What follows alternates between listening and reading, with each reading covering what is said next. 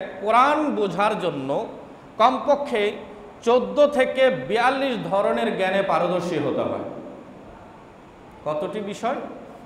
14 থেকে 42 ধরনের জ্ঞান অর্জনে যিনি সফল হন তিনি কোরআনের মর্ম বুঝতে পারেন, কোরআনের তাফসির বুঝতে পারেন এবং অপরের কাছে পৌঁছানোর দায়িত্ব পালন করতে পারেন। এর কমে শুধু আমি অনলাইনে পেয়েছি, গুগলে পেয়েছি, ইউটিউবে পেয়েছি এই বলে অপরের কাছে প্রচার করে দেওয়ার কোনো সুযোগ নাই। কারণ সেটা রাইট নাকি রং এটা যাচাই বাছাই করার সেই যোগ্যতা আমার কাছে আছে কি না আগে সেটা রিচেক করে দেখতে হবে। যদি আমার কাছে সেই যোগ্যতা না থাকে তাহলে আমি ধর্মের ঠিকাদার বনে যাওয়ার কোনো সুযোগ নাই। দ্বীনের ইসলামের উপর চলা মানে কোরআন সুন্নাহ অনুযায়ী চলা।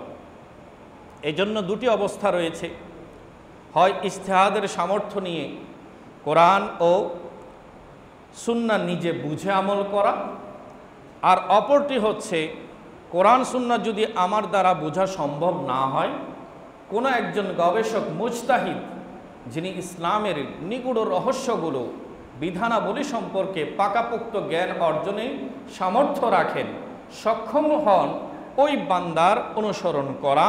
আল্লাহ সুবহানাহু ওয়া তাআলা পবিত্র কোরআনের সূরা নাহলের 43 নম্বর আয়াতে পাক ইরশাদ করেছেন, আল্লাহ নিজেই শিখিয়ে দিয়েছেন সবাই সমান নয়, সবাই সব কিছু একই সাথে জানতে পারবে না।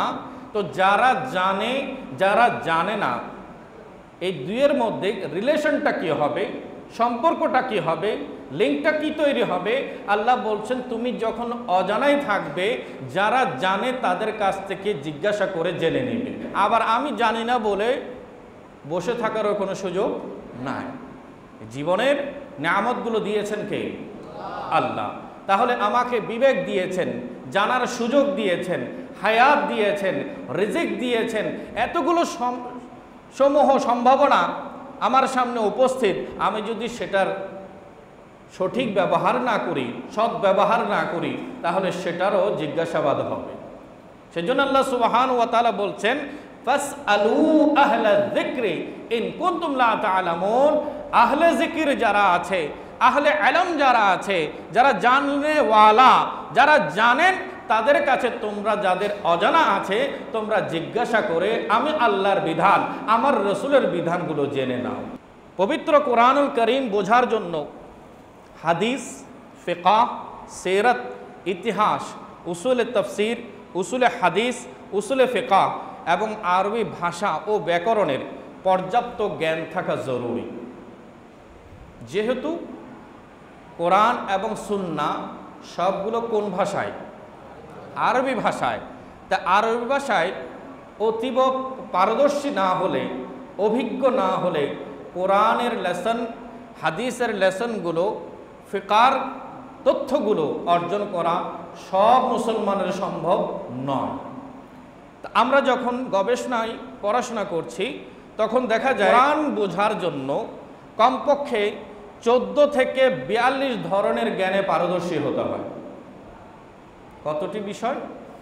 14 থেকে 42 ধরনের জ্ঞান অর্জনে যিনি সফল হন তিনি কোরআনের মর্ম বুঝতে পারেন, কোরআনের তাফসির বুঝতে পারেন এবং অপরের কাছে পৌঁছানোর দায়িত্ব পালন করতে পারেন।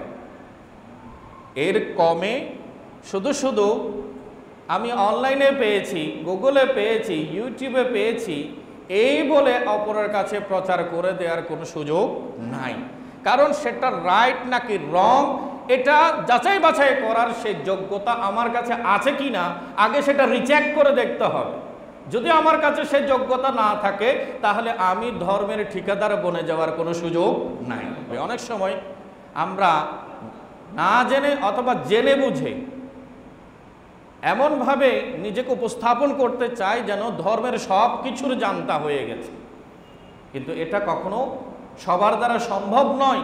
কিছু কিছু স্পেশাল বান্দা আছেন, বিশেষ বান্দা আছেন যাদেরকে আল্লাহ সুবহানাহু ওয়া তাআলা মেহেরবানি করেছেন, তারা জীবনের একটা বিরাট সময় সাধনা করেছেন ধর্ম বোঝার জন্য, কোরআন বোঝার জন্য, সুন্নাহ বোঝার জন্য। ওই সাধনা করে যারা অর্জন করে এসেছেন আল্লাহ তাদের কথাই বুঝিয়েছেন ফাসআলু আহলা যিকর। যারা সাধনা করতে করতে আমি আল্লাহ এবং আমার রসুলের বিধানগুলোর তথ্যগুলোর যারা নাগাল পেয়েছেন, যারা বুঝতে সক্ষম হয়েছেন, তোমরা তাদের কাছে গিয়ে জিজ্ঞাসা করো যদি তোমাদের না জানা থাকে।